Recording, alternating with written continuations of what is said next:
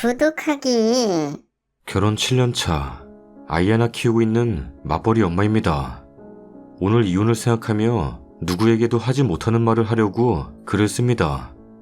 저희는 3년 연애했고 둘 다 혼기가 차 결혼을 서두르게 되었습니다. 시댁은 어느 정도 노후가 준비되어 있지만 저희에게 지원해주긴 힘들다 말하셨고 남편도 모아둔 돈이 없었습니다. 저는 그나마 3천가량, 친정에서 3천, 총 6천 있어 작년까지 6천에 40만원짜리 월세에 살았어요. 신혼여행은 제주도 다녀왔고요. 산후조리원 구경도 못했어요. 친정 근처에 산다는 이유로 매년 명절에는 시댁에서 살다시피 해야 했고 모든 일은 거의 제가 다 했습니다. 올해 초 대출 좀 끼고 집을 샀어요. 그리고 남편의 평생 소원인 차도 국산 중형차 하나 샀습니다. 저는 나름 우리가 열심히 일한 것에 대한 보상이라고 생각했죠. 아이와 떨어져 지내면서까지 열심히 일해서 월세에 벗어난 기쁨도 잠시. 시댁에서는 잘했다고 칭찬해주지 않으셨고 시댁살이 하기 싫어서 난리치는 독한 며느리로밖에 안 보셨습니다. 결혼 때도 안 보태주셨던 이유 중 하나로 지들이 별 수 있어? 들어오겠지. 독해 빠져가지고는. 라고 하셨던 분들이시니까요. 진짜 아이와 놀이공원 한번 못 다니며 열심히 모은 돈인데 시댁 이야기를 쓰려면 하루도 모자랄 정도네요. 그러던 시어머니가 5월에 치매 진단을 받으셨어요. 집을 못 찾으시고 핸드폰 잃어버리시고 갑자기 다른 소리 하시며 느닷없이 주무십니다. 이게 시간이 지나면 지날수록 상황이 악화되었습니다. 갑자기 울거나 공격적인 모션도 하고요. 상황이 그러니 저는 혼자 요양원을 생각했지만 입 밖으로 내뱉지는 않았습니다. 남편이나 신우, 시아버지께서 기분이 나쁘실 수 있기 때문에요. 그리고 신우가 저희 보고 시댁 근처로 이사를 할 수는 없겠냐고 물었습니다. 신우는 시댁 근처에 살아요. 올 초에 이사를 했는데 누가 이사를 하려고 하겠어요? 차로 40분 거리라 그리 멀지도 않고요. 더군다나 아이 때문에도 저희는 친정도움이 필요하거든요. 솔직히 시아버지가 힘드신 거 당연히 알죠. 나이 드신 분이 지금 애가 된 자기 와이프를 챙기기에는 많이 힘드시겠죠. 그런데 저는 일을 해요. 대출금 아직 갚아야 하니까요. 남편도 일을 관둘리 만무하고 저에게 일을 관두고 희생을 바라기에는 저희 생활이 너무 빠듯해질 것은 안 봐도 비디오예요. 남편도 제가 일을 관두면 생활이 불편해질 것을 알겠죠. 그마저도 주말마다 아이를 친정에 맡기고 반찬, 청소, 빨래 이런 것만 하고 와도 몸살로 새벽까지 끙끙 앓습니다. 금요일 저녁에 내려가 일요일 저녁 늦게나 돼야 집에 보내주시려 하니 저는 정말 일주일 내내 일하는 기분이고 차라리 일하는 게 더 쉽고 행복해요. 신우는 평일에 한 번씩 들른다지만 도통 들려서 뭘 했는지 모르겠습니다. 제가 채워놓은 반찬 외에 다른 반찬은 없고 제가 빨래를 돌리려고 보면 더도 말고 딱 일주일치 빨래가 있어요. 신우는 전업주부이고 제가 주말에 오니 주말에는 안 옵니다. 그럼 주말이라도 가족과 함께 할 수 있겠지만 저희는 아니에요. 주말나들이 주말 외식, 저희와는 거리가 멀죠.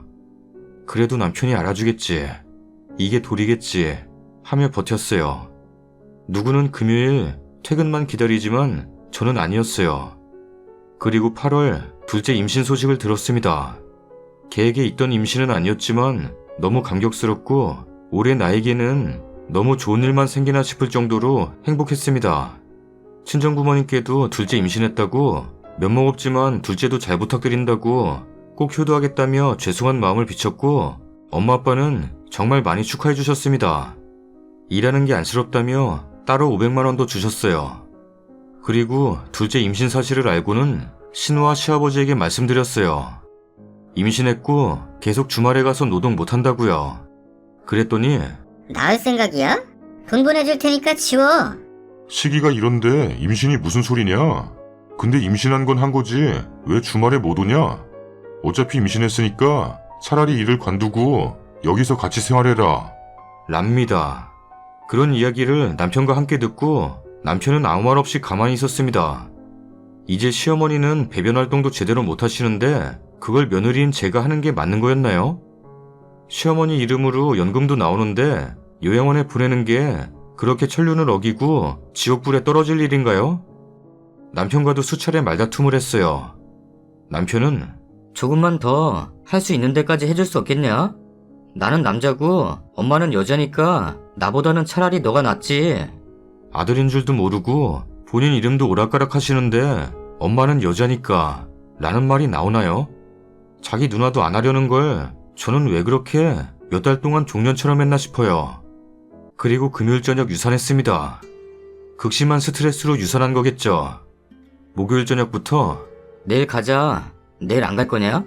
너가 안 가면 나도 안 가. 아, 가자니까. 가자고. 안 가? 가자니까. 이렇게 앵무새처럼 말하는 남편. 너네 누나랑 둘이 해. 누나는 방순이 봐야 돼. 나도 우리 방석이랑 시간 보내고 싶어. 그럼 내가 방순이랑 방석이 볼 테니까 누나랑 너가 해. 너는 며느리고 여자잖아. 니네 누나는 남자냐? 그리고 금요일 저녁 하혈했고 병원에 가서 소파 수술했습니다. 그리고 링거 맞고 있는 저에게 남편이 그럼 내일 갈 수 있는 거지? 뭐? 가자. 내일 할 것도 없잖아. 가자. 아, 가자니까. 가자고. 안 가? 가자니까. 어이가 없고 치가 떨리고 몸이 부르르 떨렸습니다. 남편에게 말했어요. 야, 이 개벽다 같은 놈아. 지금 유산하고 수술한 자기 와이프한테 가자 했어. 가자미 같은 놈이.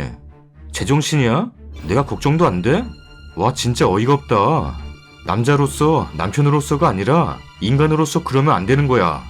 꼴도 보기 싫으니까 나가. 당장 나가. 라고 했습니다. 그리고 어제 짐 싸서 아들과 함께 친정에 있어요. 회사엔 이미 알렸고 이번 주 내내 병가 쓰기로 했고 화요일 집을 내놓으려고 합니다. 이혼 서류도 접수하려고요. 7년의 희생, 도리. 아내, 며느리, 올케 엄마 다 하려니 너무 지치고 힘들었는데 저에게 찾아온 아이가 그걸 다 잊게 해주었는데 아이는 아니었나 봅니다. 이제 나는 엄마 아빠의 딸, 그리고 우리 아이의 엄마로만 살고 싶어요. 후기입니다. 안녕하세요. 그냥 앞뒤 두서 없이 속에서 천불은 나고 말할 사람은 없어서 그냥 인터넷에 쓴 글이 얼굴 한 번 못 본 분들께 위로받아서 정말 마음이 그랬어요. 감사합니다. 화요일까지는 별거 못했어요. 몸살 기운이 있어서 친정집에 있고 저녁에 부모님께 이혼한다고 말씀드렸어요. 이혼하는 이유도 말씀드렸고요. 수요일에 용달 부르고 아빠 차 끌고 냉장고, TV, 소파, 컴퓨터, 식탁, 그리고 제 옷까지 싣고 왔어요. 중고 가전에 다 팔아버렸습니다. 오는 길에 부동산에 들러 집도 내놓고요. 이혼 서류도 제 건 다 쓰고 애 아빠 거 쓰라고 신발장 위에 올리고 나왔어요. 도장 찍고 다시 올려놔. 접수는 내가 할게. 라고 써놨는데 오늘 다시 가보니 찢어놨길래 다시 서류 써서 올려놨어요. 변호사 선임했다. 소송할래 협의할래? 시아버지한테 전화 한 통 왔고 신우한테는 카톡 왔어요. 엄청 길게 통화를 하긴 했는데 시아버지는 세상이 많이 변했다고 하더라도 이혼은 아직 여자의 흠이다. 그래도 할 거냐? 그러면 아이는 우리 집안의 아이. 이혼하려거든 놓고 가라. 그럼 지금 아이 짐 싸서 가겠습니다. 어디로 갈까요? 아니, 내가 키운다는 것이 아니고 여튼 방구랑 다시 이야기해봐라. 시어머니 수발이 그렇게 힘들어서 못하겠으면 요양원 비용은 너네가 부담하는 걸로 해라. 랍니다. 참고로 어머님 앞으로 연금도 나옵니다. 이혼할게요. 방석이 아빠는 일하니까 아이는 아버님 댁으로 데리고 가면 될까요? 라고 했더니 허참. 랍니다. 신우는 카톡으로 저를 무지무지 걱정하는 사람처럼 장문의 카톡을 보냈어요. 그런 카톡 처음 받아봤습니다. 어쩌고저쩌고 하면서 비온 뒤 땅이 굳어진다. 라길래 저 마음 굳혔습니다. 라고 했어요. 그래서 오늘은 난생 처음 변호사 사무실도 가봤네요. 혹시 아이 뺏길까봐 완전 떨면서 갔어요. 집 살 때 대출을 제 이름으로 받느라 집도 제 이름으로 되어 있고 친정부모님께 받았던 금액도 확인이 되니 재산 분할이라고 해도 크게 뭘 뺏기거나 할 건 없어 보여요. 그리고 상대적으로 아이도 아직 어리고 집안 분위기상 아이를 키울 수 있는 건 저일 거라고 말씀해 주셨네요. 90% 넘게요. 남편한테는 그래도 차 한 대를 그냥 둘까 싶어요. 그거라도 있어야 나중에 아이 만나러 오고 태우고 놀러 가지 않을까 생각이 들기도 하고요. 근데 부질없겠죠? 그리고 제 인생 중 역대급 몸무게를 기록하고 있네요. 40kg대의 몸무게라니. 애아빠는 오늘 저녁에 잠깐 보재서 친정으로 오랬더니 그건 좀 그렇다네요. 나는 매주 좀 그랬는데 말이죠. 제 얼굴도 모르고 제 사정을 제가 믿고 살았던 남편보다 더 공감해주시고 위로해주시고 욕해주셔서 너무 감사합니다.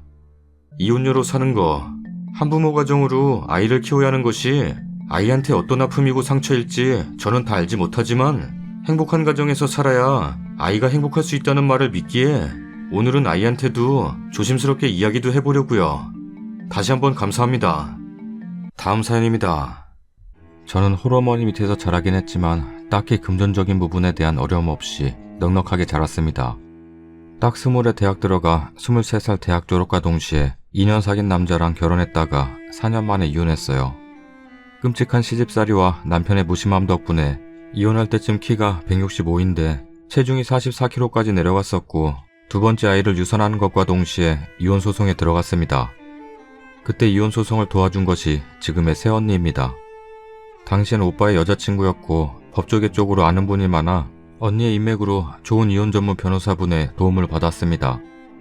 위자료와 재산 분할 뿐만 아니라 그간의 정신적 고통과 육체적인 고통으로 인한 스트레스성 장애에 대한 손해배상까지 그야말로 시집에서 보기에는 날강도나 다름없이 악착같이 다 받아주실 정도로 물심양면 저를 도와주었습니다.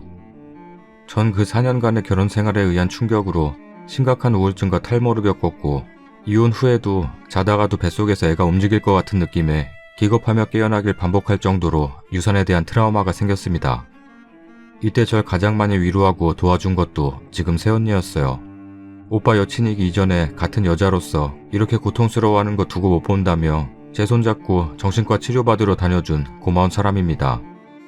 이때 엄마는 아직 사업을 접기 전이셨고 이혼 후 제가 너무 혼자 있고 싶어 엄마랑 같이 살지를 않았어요. 변호사님이랑 이혼 후에도 몇 번 상담받을 일이 있었는데 제 상태 보고 언니한테 꼭 정신과 치료 받게 하라고 부탁하셨다고 하더라고요. 그리고 재작년 겨울 드디어 새언니와 오빠가 결혼을 했습니다. 3년 열애 끝에 하는 결혼이었고 두 사람 모두 각자 집안의 독신주의를 표방하다가 결혼을 선택한지라 양가 모두 흔쾌히 결혼을 추진했고 큰 마찰 없이 결혼하는 것 같았습니다만 안타깝게도 저희 엄마가 갑자기 학가를 원하셨어요. 저도 반대했었고 오빠가 대놓고 자기 평생 독신으로 살아도 되겠냐고 왜 이러냐고 한참 둘이 싸웠지만 어찌저찌 첫 아이 생길 때까지만 학가하는 걸로 합의가 되었고 결혼을 했습니다. 신혼집을 원래 새언니 명의의 건물이 있어 그쪽으로 들어가려다가 합가하게 되면서 엄마가 엄마 명의로 50평대 아파트 새로 구매하셨어요. 예단 예물은 합가인이 생략했고 혼수랑 결혼식, 신혼여행은 오빠랑 언니가 반반한 걸로 알고 있어요. 딱히 양가가 서로 어느 한쪽에 많이 밀리거나 하는 집안이 아니다 보니 도리어 허례허식 다 버리는데 합의가 쉬웠고 학가만으로도 언니 쪽에서 많은 양보했다는 걸 알고 있어요.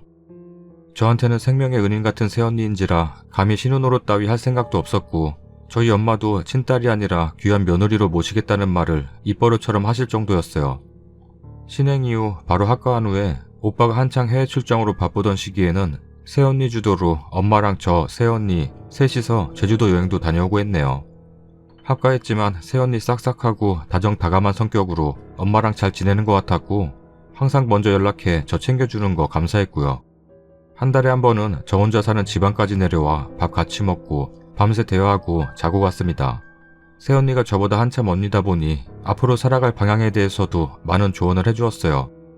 새언니 조언대로 저는 학원 차리면서 이전의 아픔을 조금이나마 잊고 아이들 가르치는 재미에 우울증에서 꽤 벗어나기 시작했습니다. 정말 친언니가 있다 해도 그리 신경 써주기 힘들 텐데 새언니는 친동생보다 더 어린 저라며 항상 제 걱정에 먼저 연락 주시고 많이 도와주셨습니다. 그렇게 오빠 부부 결혼하고 딱 1년 지나고 언젠가부터 새언니가 딱히 연락도 없고 엄마도 저한테 따로 연락하는 일 없이 명절에 얼굴 보고 생신 때 얼굴 보고 하는 정도였네요. 별 신경 안 썼습니다.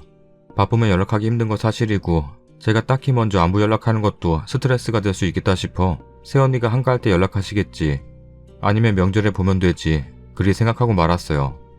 이번 구정에 제가 몸이 너무 안 좋고 해도 1시간 거리는 엄마 집에 들르는 것조차 귀찮았어요. 이혼 후 자주 열나고 아프고 한데 이럴 때 되려 누가 같이 있는 것 자체가 싫을 정도로 만사가 귀찮았습니다.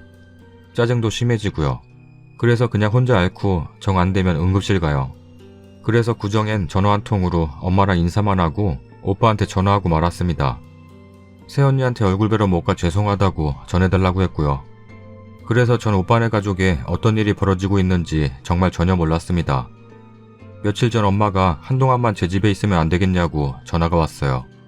별 생각 없이 그러시라고 간만에 엄마 밥 먹겠다 싶어 가볍게 생각하고 오시라 했어요. 그런데 여행 가방 2개에 엄마가 짐을 꽉꽉 채워 오신 게 반찬 같은 게 아니라 당신 옷가지와 짐이네요. 오래 있을 예정인가 싶었고 결혼한 지 2년 지난 오빠 부부 사이에 아직 아이 소식이 없어서 엄마가 눈치껏 자리 피하신 건가 했습니다. 저녁 먹으면서 이런저런 얘기를 하는데 엄마가 갑자기 우시네요.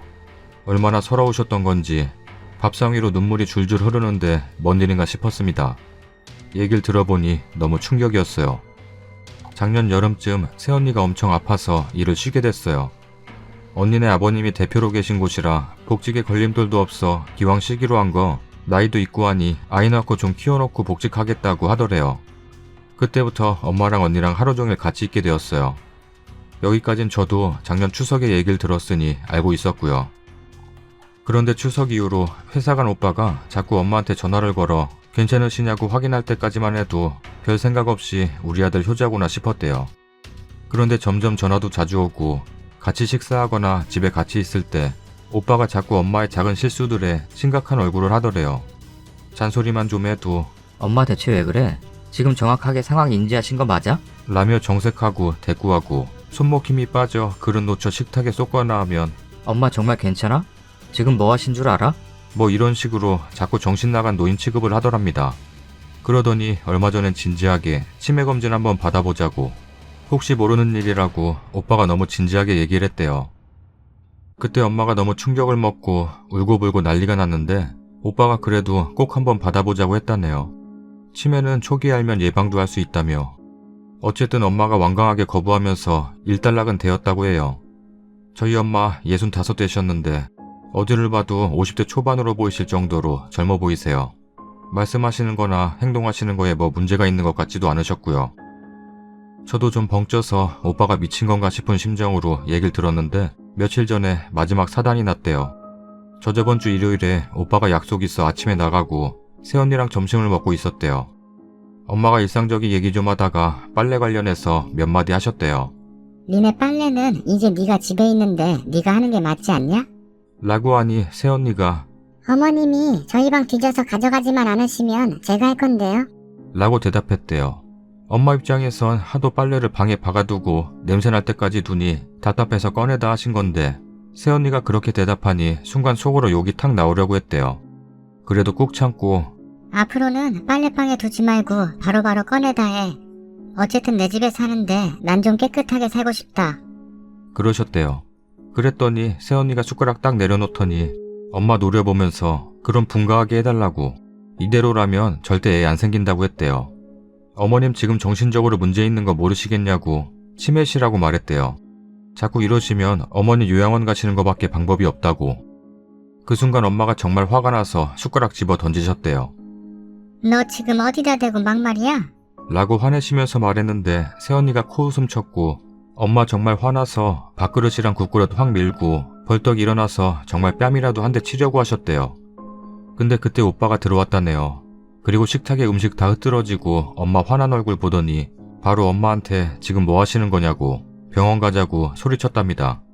엄마가 기가 차서 그 자리에서 주저앉아 우시는데 오빠가 엄마 억지로 일으켜 세우려고 하고 그때 새언니가 오빠 말리면서 한 말을 엄마가 정말 생생하게 기억한대요.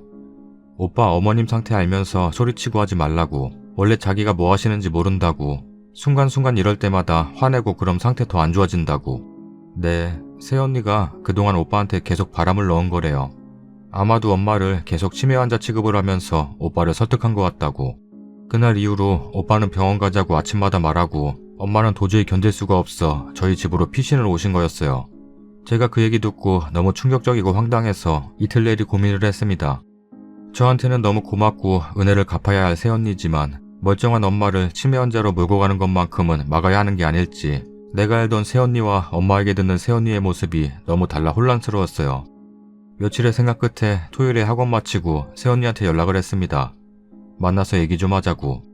오랜만에 통화에 새언니 목소리가 나쁘지 않았고 그 와중에도 어머님 잘 계시는 거 묻는 거 보고 내가 알던 새언니가 맞는 것 같아 바로 약속을 잡고 어제 서울 올라갔습니다.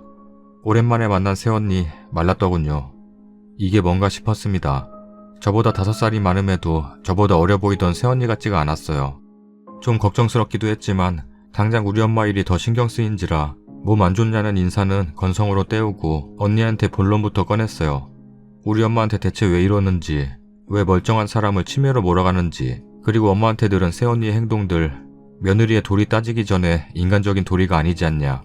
제가 생각해도 매섭게 다그쳤는데 새언니 얼굴 참 평온하더군요.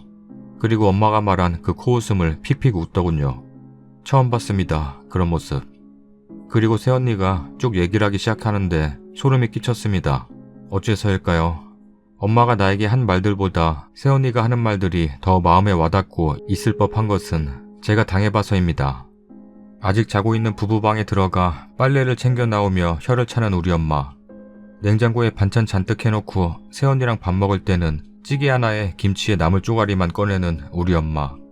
오빠 집에 오면 손수 옷바다 걸어주고 씻고 나오면 팔짱 끼고 소파에 앉아서 새언니한테는 밥 차리라고 말하는 우리 엄마. 아파서 휴직한 새언니한테 몸간수 못한 게 무슨 자랑이냐고 막말하는 우리 엄마. 언니 휴직한 이유가 유산 때문이었고 스트레스 너무 받아서 유산하고 한 달 넘게 하혈하면서 언니 아버님께서 일단 무조건 쉬라고 하셨대요. 제가 당해본 일이었어요. 내 시어머니에게 똑같은 방법은 아니어도 소름 끼치게 비슷한 상황들. 학과는 아니었지만 차로 20분 거리의 시댁에 주말마다 방문해야 하고 가면 설거지에 청소에 빨래에 임신한 몸으로 매주 불려가 무릎 꿇고 앉아 일장연설도 들어봤죠. 그러다 2번이나 유산할 때쯤 남편은 더 이상 내 편이 아닌 남의 편인 걸 알았고요. 밥 먹는 거 숟가락질 1번, 똑같이 돈 버는데도 내 아들 등골 뽑아먹는다는 막말과 욕설들. 그걸 새언니도 당했답니다. 믿기 싫었고 설마 우리 엄마가 그랬을까 싶었는데 새언니가 순순하게 인정을 했습니다. 새언니가 엄마한테 한 행동들 다 맞다고. 빨래 챙겨 나가실 땐 눈 떠서 보고는 일부러 눈 마주친 다음에 오빠 품속에 파고들었고 김치에 나물 쪼가리 밥상으로 내주시면 입맛 없다고 안 먹고 초밥이나 족발 시켜서 혼자 먹었대요. 드시라는 말 없이. 어머님 배부르시죠? 하고 혼자 먹고 오빠한테 엄마가 애인처럼 대하면 그 길로 친정에 전화해서 오빠한테 당장 언니 데리고 오라 하라고 시키고 엄마가 몸간수 어쩌고 하면 원래 애도 날짜리 보고 생기는 거라고 애미 마음이 안 편한데 어떻게 애가 그 뱃속에서 편하게 있겠냐고 눈 시퍼렇게 뜨고 대들었다네요. 가만히 당해줄 생각 없었고 어머니 행동 정상인이라고 생각 안 했다고 새언니가 딱 이렇게 말했습니다. 아가씨, 어머님이 뭐 했는지 모르고 내가 한지 들었을 때랑 어머님이 한 행동에 대응한 내가 한지 들었을 때랑 참 다르죠? 근데요, 저 진심으로 어머님 치매인 것 같은데요. 만약에 정말로 어머님이 제정신인데 이런 행동하신 거면 저 인간적으로 어머님 사람 취급 못하겠는데요. 아가씨가 제일 잘할 거 아니에요. 얼마나 짐승만도 못한 짓들인지. 그러니까 어머님은 치매가 온 거죠. 제정신으로 그러면 안 돼요. 저한테. 다른 사람도 아니고 저한테요. 제정신으로 그러신 거면 제가 할 수 있는 모든 방법으로 어머니 고소할 거예요. 그게 제정신인 거면 저도 가만히 못 있죠. 제가 기억하는 대로만 써서 느낌이 좀 다른데 말투 엄청 차가웠고 이악 물고 말하더군요. 그 순간 저도 알았습니다. 저희 엄마 치매 아니에요. 그치만 치매가 아니면 안 되는 상황이네요. 한참 더 얘기했고 집에 같이 가서 새언니가 겪은 일들, 진단서, 통화녹음, 동영상 찍은 거 다 봤습니다. 새언니는 저처럼 순순히 당하기만 하다가 뒤늦게 뭔가를 준비하는 사람이 아니에요.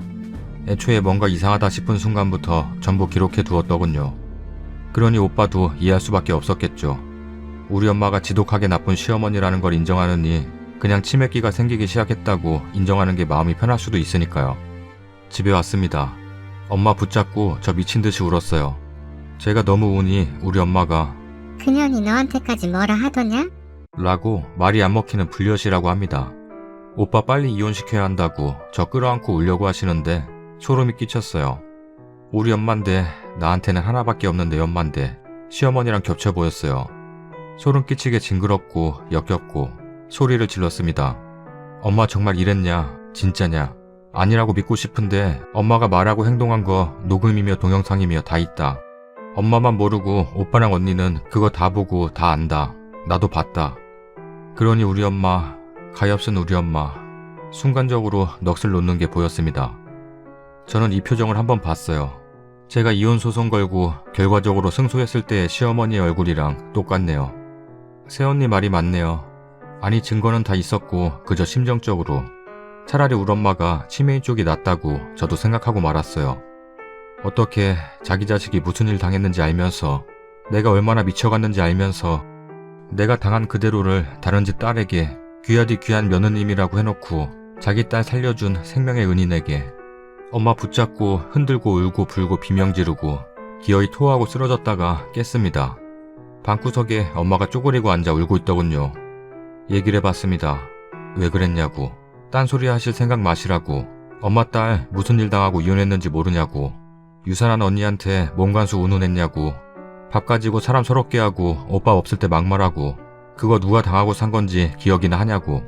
그 지옥에서 나 꺼내준 게 누군지는 기억하냐고. 나한테만 은인이냐고. 엄마 딸 살려준 사람 아니었냐고. 엄마가 진심으로 했던 안 했던 그냥 엄마 치매 맞다고. 치매라고. 나라도 할 수 있으면 엄마 요양원에 넣을 것 같다고. 제발 그래야 된다고 미친듯이 소리쳤어요. 엄마가 그러시네요. 처음엔 안 그랬는데 시간 갈수록 악이 받친다고. 내 딸은 이혼해서 혼자 저렇게 외롭게 사는데 걔가 내 집에 들어와 남편한테 사랑받고 사는 걸 보니 복장이 무너졌대요. 어느 순간부터 새언니가 너무 믿고 정작 절 이혼시킨 게 새언니 같아졌다고. 새언니가 잘하면 잘할수록 내 딸 인생 망친 것 같고 내 아들 뺏어간 것 같았다고. 새언니 아니었으면 혹시 아냐고. 너 그냥 좀만 더 참고 아이 낳고 살았으면 지금쯤은 다 해결될 수도 있지 않았을까 하는 생각이 들었다고. 그래서 정말 이 세상에서 없어졌으면 좋겠다고 생각할 정도로 미워졌다고. 내 자식들 미래를 새언니가 다 망친 것 같았다고. 기가 차서 웃었어요. 우리 엄마고 내가 어떻게든 사랑해야 할 우리 엄마인데 진심으로 엄마가 치매가 맞을 수도 있겠다는 생각이 듭니다. 어떻게 이런 생각을 할 수 있는지. 생판 남이라도 고마워서 평생을 그 은혜 갚으며 살아야 할 사람에게 엄마는 이런 생각을 하고 계셨네요. 자기 손자가 스트레스 때문에 유산이 되고 대성통곡을 하는 새언니랑 단둘이 있을 때 애 흘린 게 뭔 자랑이라고 그리 요란스럽게 우냐고 했던 엄마 목소리. 제가 들어버렸네요. 막말은 예사고 기분 나쁘면 차마 여기에 쓸 수 없는 욕까지. 그걸 녹음하면서 새언니 기분 어땠을지 상상이 안 됩니다. 새언니 눈에 우리 엄마가 치매 아니면 대체 어떤 괴물로 보였을까요? 자기 자식이 당한 걸 남한테 고스란히 푸는 짐승보다 못한 여자. 새언니가 제게 한 표현이네요. 새언니 말뜻을 알았어요. 치매가 아니면 안 돼요. 제가 이미 지독하게 당했던 시집살이였기에 엄마가 치매 환자라서 일어난 일이 아니면 저는 대체 엄마의 무엇을 이해해야 하는 건지 모르겠어요. 정말 밤새 미친 듯이 울었어요. 엄마 붙잡고 울고 혼자서도 울고. 정말 엄마가 나 때문에 새언니가 미웠다는 말을 하실 때는 그냥 내가 떠나야만 했다는 생각만 들었습니다. 전 시어머니를 보듯이 소름이 끼치고 역겹고 징그러운데 그런데도 저는 엄마의 그 모습이 가슴이 아픕니다. 차라리 엄마한테 같이 살자 하고 싶습니다. 그냥 오빠 부부 놓아주고 나랑 살자고. 그런데 저도 못 살겠습니다. 그제까지만 해도 새언니가 그따위로 나온다면 다 필요 없고 나랑 살자 하고 싶었는데 제 눈에 우리 엄마는 예전 시어머니의 분신처럼 느껴져요. 나 때문에 병들어버린 가슴 아픈 내 엄마였다. 날 그리도 못 잡아먹어 날리던 내 자식 둘을 잡아먹은 그 여자처럼 보였다. 단 몇 시간 만에 저는 미쳐버릴 것 같습니다. 진심으로 엄마가 치매였으면 좋겠어요. 차라리 검사받아 그 결과가 치매로 나와서 어쩔 수 없이 요양원으로 모셔야 하는 상태였으면 좋겠어요. 엄마의 제정신이 저지른 일들이 아니라 정말로 미쳐서 치매라서 생긴 일이면 좋겠어요. 그러면 새언니한테 미안한 마음도 엄마를 징그럽게 느끼는 감정도 느끼지 않을 수 있을 것 같아요. 제가 우리 엄마를 어찌해야 할까요? 난 그래도 엄마 자식인데 엄마가 치매이길 바랍니다. 차라리 그게 맞습니다. 오빠가 왜 그랬는지 알 것 같아요. 겨우 가라앉혔던 전 시집에 대한 분노가 다시 치밀어 오릅니다. 그 사람들 다 사라져버리고 나도 사라져버리고 엄마도 같이 사라져버렸으면 좋겠어요. 이 모든 게 어린 나이에 멍청하게 시집간 내 탓 같고 사람을 사람으로 대접하지 않은 시집 잘못 같고 그렇게 잘못을 따지다 보니 엄마 혼자 두고 일찍 돌아가신 아빠까지 원망하게 됩니다. 겨우 벗어났다고 생각했는데 어떻게 우리 엄마가 이런 일을 벌일 수 있는 걸까요? 미칠 것 같습니다. 그 누구에게 하소연할 수가 없습니다. 이전까지 제 하소연을 들어준 건 새언니와 엄마였는데 지금 이 일을 대체 누구한테 말할 수 있을까요? 이미 현명한 대처 방법 따위가 없다는 걸 압니다. 아는데 미칠 것 같아서 주절거려 봅니다. 엄마를 어찌해야 할까요? 어떻게 해야 할까요? 어쩌면 좋을까요? 다음 사연입니다. 안녕하세요. 저는 3년차 이제 50일 된 신생아를 데리고 있는 30대 주부입니다. 하소연할 곳이 없어 이곳에 글을 남깁니다. 조금 긴 글이 될 수도 있어요. 글재주가 있는 편이 아니라 글이 잘 이어지지 않을 수도 있습니다. 혹시 보시는데 많이 불편하시더라도 이해 부탁드립니다. 일단 제 얘기를 드리자면 저는 고아입니다. 태어나자마자 고아원에 맡겨져 자라왔으며 어렴풋이 기억나지만 유치원 때부터 제 옆에서 저를 챙겨주던 3살 연상 언니가 있었습니다. 그 언니도 고아원에서 자라 저와 같이 다니며 친자매처럼 서로를 의지하며 지냈습니다. 언니는 저보다 결혼을 일찍 했으며 형부는 언니의 아픔과 저를 언니의 친동생처럼 대해주시는 좋은 분이셨습니다. 언니에 대한 자세한 얘기는 하지 않겠습니다. 그러면서 형부가 친한 동생이라며 소개시켜준 남자가 바로 제 남편이 되었습니다. 저와 남편은 4살 차이입니다. 결혼까지는 순탄하지 않았습니다. 제가 고아였던 게 문제였습니다. 남편과 짧게 연애했지만 성품이며 인성이며 저에게 너무 과분한 남자였습니다. 그런 남자가 청혼했을 때 저는 기쁜 마음으로 받아들였습니다. 하지만 어머니는 다르시더군요. 아버님은 제가 고아원에서 자랐다는 말을 들으셨어도 크게 말씀은 안 하셨지만 어머님은 그저 제가 못마땅하셨나 봅니다. 아버님과 남편이 없을 땐 항상 저에게 부모도 없는 년이 남자한테 여우짓 하는 것만 배워서 우리 아들 잡아먹은 거냐? 이런 말을 하십니다. 그럴 때마다 저는 제가 잘하겠습니다. 저도 이제 이집 가족으로 잘하고 지내겠습니다. 라고 했어요. 그저 예쁨 받고 인정받고 싶었어요. 여차해서 결혼은 진행했지만 시댁은 도움을 주지 않았습니다. 이것에 대한 불만은 전혀 없었어요. 오히려 마음이 편했습니다. 남편은 직업상 딴 지역에서 일을 하고 주말만 올라오며 이 때문에 남편이 먼저 시댁 가까이가 아닌 언니와 가까운 근처로 신혼집을 마련하자고 말을 하여 언니 집 근처에 살게 되었습니다. 문제는 제가 막달이 다 됐을 때였습니다. 조리원은 2주 동안 있다가 나오지만 그 후에는 저 혼자 아이를 보며 조리를 해야 할 것 같았습니다. 그때 언니가 선뜻 나서 주었습니다. 본인이 내 조리를 도와주겠다고 했습니다. 형부도 허락했다니 저도 좋다고 했습니다. 제가 싫어할 일이 어디 있겠어요. 그때부터 조리원에서 나온 후 지금까지 언니가 집과 저희 집을 왕복하며 조리를 도와주고 있습니다. 문제는 어제였어요. 어머님이 갑자기 집 앞이라고 문 열라는 전화에 문을 열어드렸습니다. 들어오시면서 언니를 보시더니 도움이냐? 그러시더라고요. 저는 언니라고 제 조리 때문에 잠깐 있는 거라고 말씀드렸습니다. 그 후에 어머님 말씀이 가슴을 찢어지게 만들었습니다. 부모 없는 년들끼리 잘하고 산다. 하긴 그렇게라도 살아야지. 그 말이 자꾸 머릿속에서 맴돌아서 언니가 어떻게 갔는지 어머니가 어떻게 가셨는지 기억조차 안 나더군요. 제가 고아라서? 단지 부모님이 안 계시다는 이유로 제가 욕먹는 건 상관없지만 언니까지 받았을 상처를 생각하니 정말 이혼하고 싶습니다. 남편만 보고 버티고 버티며 나도 예쁨 받고 싶단 생각에 이를 악물었지만 이젠 정말 싫습니다. 너무 힘들어요. 언니에게 무슨 말을 해야 할지도 두서없이 주절거려 죄송합니다. 너무 답답했어. 차마 말할 사람이 없어 여기에 하소연을 합니다. 댓글입니다. 댓글 잘 안 남기는데 마음이 아파서 글 남겨요. 님 잘못 아니에요. 그 시어머니 인성이 바닥이라서 그래요. 가족으로 받아들이는 건 그 사람이 살아온 시간까지 받아들여야 하는 거잖아요. 남편분께 당장 모두 얘기하고 시어머니가 님을 마음으로 받아들일 때까지 만나지 마세요. 님은 태어난 자체가 축복이에요. 스스로를 낮추지 마세요. 자책하지 마세요. 님 잘못 아니에요. 잘못 있다면 운 없게 시어머니 잘못 만난 거 뿐이네요. 아마 쓴이분을 친동생처럼 여기고 그렇게 잘해주는 언니라면 이해하고 오히려 쓴이분 때문에 마음 아파하고 있을 거예요. 오히려 언니는 쓴이분 난감할까봐 아무 말도 못하고 모른 척하고 계신 듯한데 일단 남편한테 말하시고 언니한테도 먼저 언니까지 그런 말 듣게 해서 미안하다 말하시면 아마 언니분이 쓰니님 감싸주실 거예요. 차라리 언니분께 터놓고 마음이라도 풀어요. 절대 님 잘못 아니고 이렇게 바르고 착하게 크신 쓰니님이랑 언니가 대단하네요. 사람 같지도 않은 시어머니 말 무시하세요. 사랑해주고 이해해주는 남편이랑 더 잘 사시면 돼요. 후기입니다. 안녕하세요. 그스니입니다. 이렇게나 많이 보시게 될 줄은 몰랐습니다. 글을 남겨주신 분들의 위로, 격려, 쓴소리 하나하나 정말 너무 감사드립니다. 댓글은 달아드리지 못했지만 적어주신 글들이 저에겐 정말 큰 조언이자 위로였습니다. 고아가 죄는 아니죠. 제가 되고 싶어서 된 게 아니니깐요. 댓글 중에 축복이라는 말씀, 그 말씀들이 제 가슴을 너무 먹먹하게 만들었습니다. 엄마처럼 걱정해주신 분들께 감사합니다. 감사드립니다. 원래 후기는 남기지 않으려 했습니다. 하지만 댓글 하나하나 읽어보면서 써야겠다라는 생각이 들었습니다.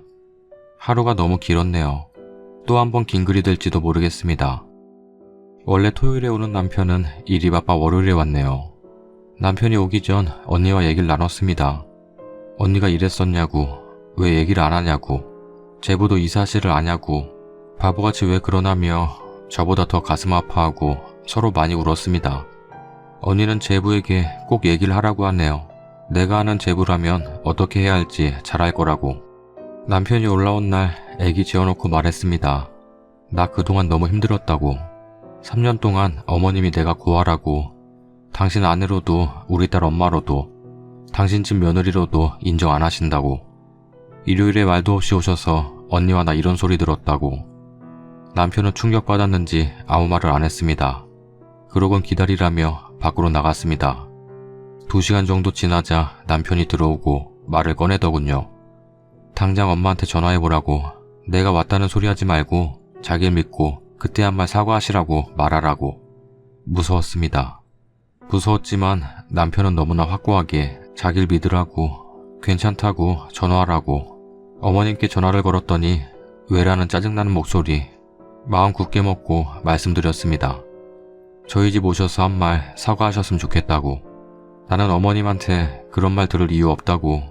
그러자 시어머님이 더 어이없다는 듯이 웃으시면서 이유가 없긴 왜 없냐. 봐, 부모 없이 자라니까 예의란 걸 못 배워서 시어머니한테 말하는 꼬라지가 싸가지 없잖아. 저희 남편 그 소리 듣고 전화기를 뺐더니 한 발자국도 나가지 마. 지금 집에 갈 테니까 기다리고 있어. 라고 소리 지르며 얘기했습니다. 남편은 언니한테 전화해서 딸을 잠깐 봐줄 수 있겠냐며 물어보라고. 그러곤 저보고는 힘들겠지만 잠깐 자기랑 같이 갈 수 있겠냐고, 힘들면 집에 있으라고 했습니다. 솔직히 가고 싶진 않았지만 남편이 걱정돼서 괜찮으니 가겠다고 했습니다. 언니가 오고 애를 맡겨놓고 남편과 시댁을 가는데 남편이 딱 한마디 했습니다. 아무 말도 하지 말고 내 옆에 붙어 있어. 알겠다고 대답하고 싶은데 차마 대답도 못했습니다. 시댁에 들어가니 어머님과 아버님이 눈치 보며 계시더군요. 남편은 아버님께 알고 있었냐고, 엄마가 얘한테 고아라고 말하는 거 알고 있었냐며 물어봤지만 아버님은 아무 말씀 안 하시고 계셨습니다. 알고 계신 것 같더라고요. 화를 내면서 얘기할 줄 알았던 남편은 정말 냉정한 목소리로 시어머니께 말했습니다. 난 엄마가 이럴 줄 몰랐어. 이 사람 내가 좋다고 쫓아다녀 결혼한 거야. 이 사람이 내 아내야. 내 아내를 존중해주지 않는 건 나도 무시하는 거야. 이 사람 앞으로 여긴 안 올 거야. 나 역시 마찬가지야. 명절 외에는 오지 않을 거며, 또 이 사람한테 고아라서 이딴 헛소리하면 명절에도 오지 않을 거고, 이 사람이랑 딸이랑 셋이서만 살 거야. 큰 소리 한 번 내지 않고 말하던 남편은 어머님이 뭐라 하시기 전에 절 데리고 그냥 나왔습니다. 고마웠네요. 언니 말고 내 옆에 또 한 명이 지켜주고 있다는 게, 남편이 정말 나란 여자 사랑한다는 게. 차 안에서 남편 붙잡고 애처럼 펑펑 울었습니다. 조용히 다독여주며 미안하다고만 하던 남편은 제가 어느 정도 진정이 되자 차에서 새 핸드폰을 하나 건네줬습니다. 자기가 해줄 수 있는 게 이거밖에 없어서 미안하다고, 아까 처형내 가서 사실인지 물어보고 대리점 다녀왔다고, 쓰던 거 해지하고 이걸 쓰라고, 앞으로는 전화도 못 하실 거라고, 평일 동안 내가 집에 없으니 혼자 둘 수밖에 없어 미안하다고, 만약 찾아오면 나한테만 얘기해주고 문도 열어주지 말고 그냥 있으라고, 처형한테 염치 없지만 부탁드렸다고, 자기가 미안하다고, 사랑한다고. 결론은 제가 바보였습니다. 댓글 주신 분들 말처럼 저는 왜 남편한테 말할 생각을 안 했을까요?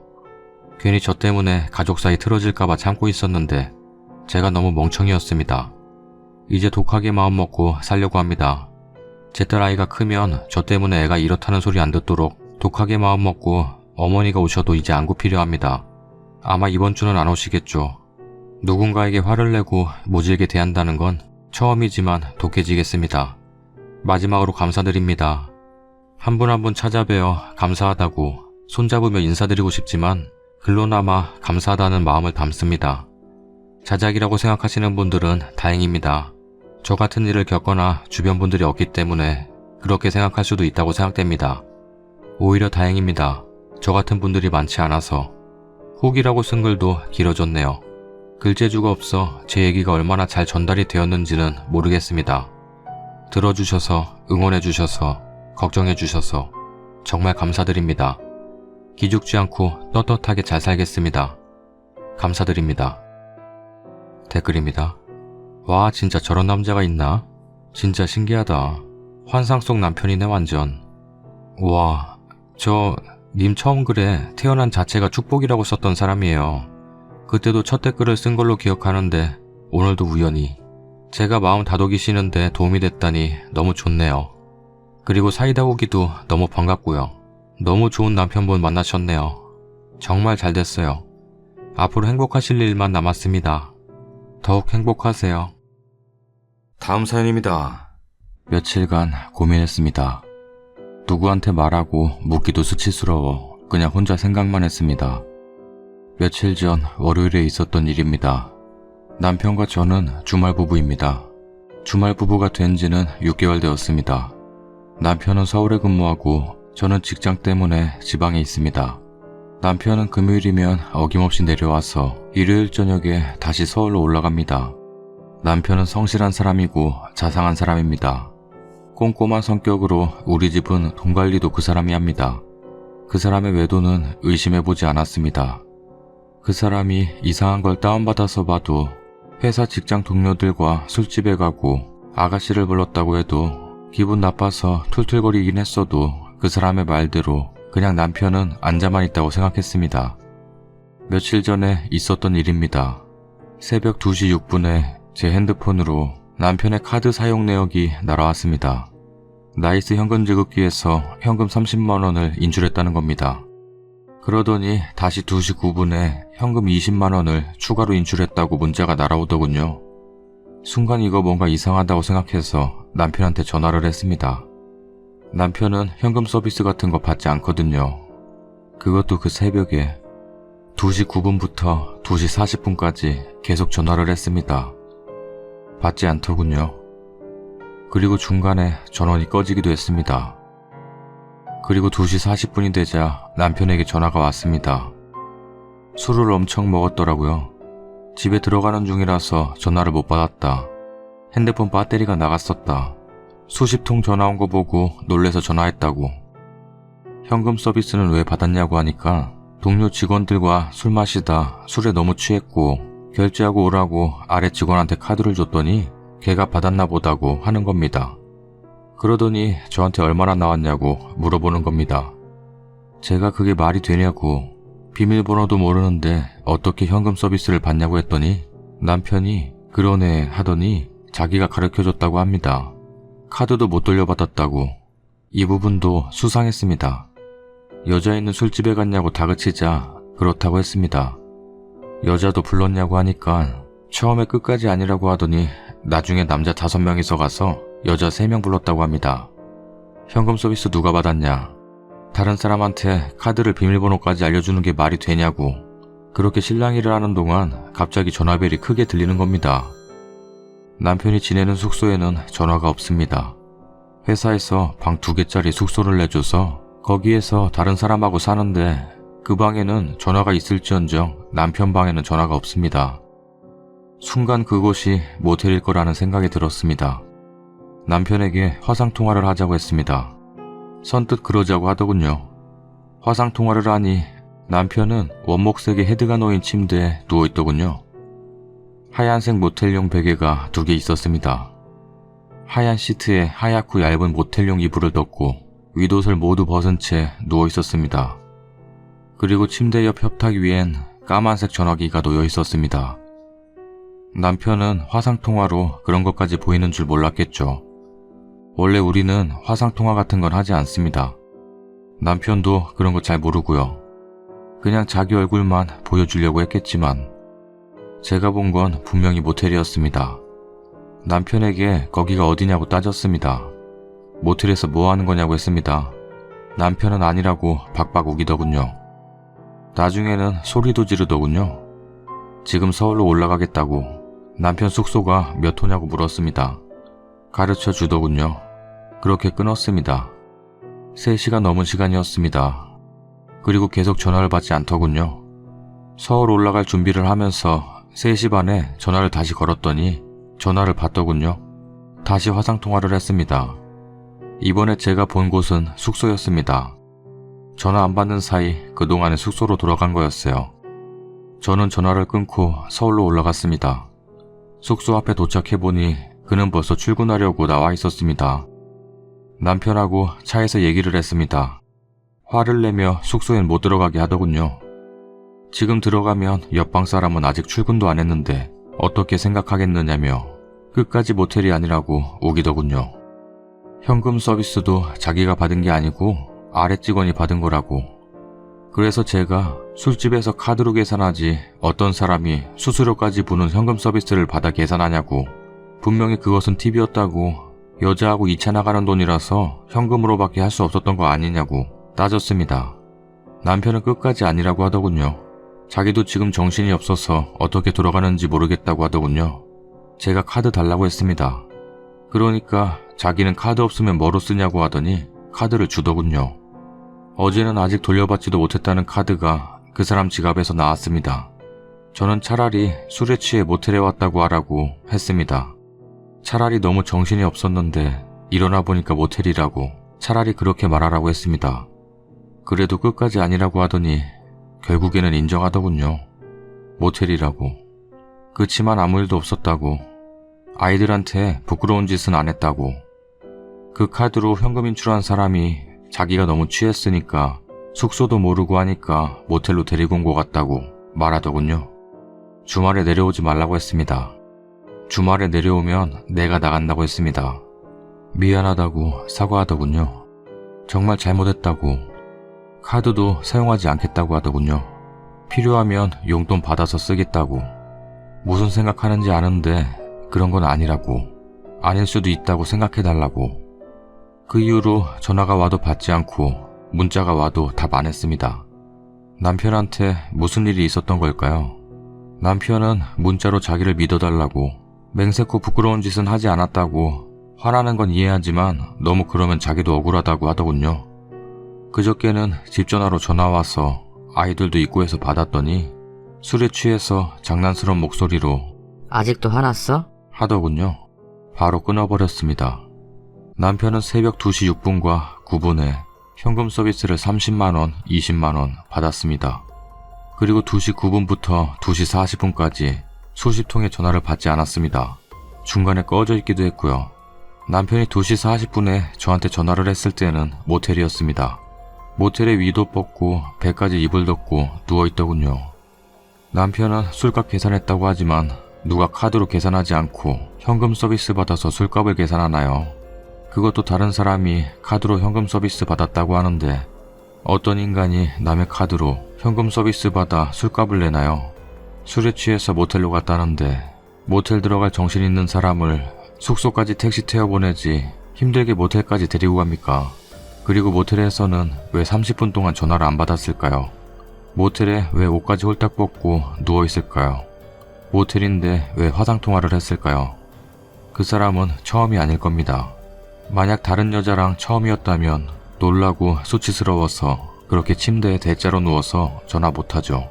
동영상 보다가 궁금했을까요? 다른 여자랑 하는 걸 상상했겠죠. 그러다가 모텔까지 간 걸까요? 제가 남편을 오해하는 걸까요? 남편에게 아무 일이 없었을 수도 있나요? 정말 머릿속이 복잡합니다. 댓글입니다. 50만원을 찾았다면 남편이 일행 것까지 계산해서 둘이서 2차 나갔군요. 중간에 모텔 전화가 온 건 다른 방에 있는 일행분이 끝났냐고 물으려고 한 것 같고요. 100% 확신합니다. 뭐 님도 알면서 물어보시는 거죠?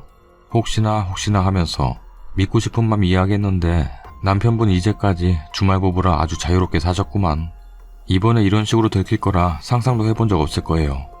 먼저 경제권 다 뺏으시고 카드 뺏고 딱 용돈 주는 체크카드 하나만 주세요. 그리고 남편이 반항하면 지금 나 산부인과에 가서 성병 검사할 거라고. 난 다른 남자와 잔 적이 없으니 성병과 관련된 검사 결과가 나오면 네가 간 거라고. 그리고 시댁을 남편이 바람 피웠냐면서 확 엎어버리세요. 이혼한다고 하면서. 애들 때문에 참고 살아야 한다? 애들 때문에 참지 말아야 하거든요. 나중에 애들이 보고 배워요. 이번 기회에 버릇을 고쳐서 데리고 살던지 아니면 이혼을 하던지 결판을 내셔야 해요. 처음이 무섭지 두 번째는 우습거든요. 간 거 맞습니다. 인정하기 싫겠지만 처음이 아닌 것 같네요. 남편 보고 주말에 내려오라고 하세요. 아이들 놔두고 님은 남편 오기 전에 나가세요. 그리고 갈 때쯤에 집에 들어오세요. 한마디도 하지 말고. 핸드폰은 두고 나가요. 그리고 밖에서 결제하면 문자 가는 거 남편이 보게 하세요. 똑같이 해줘요. 애들 때문에라도 용서하고 사시겠지만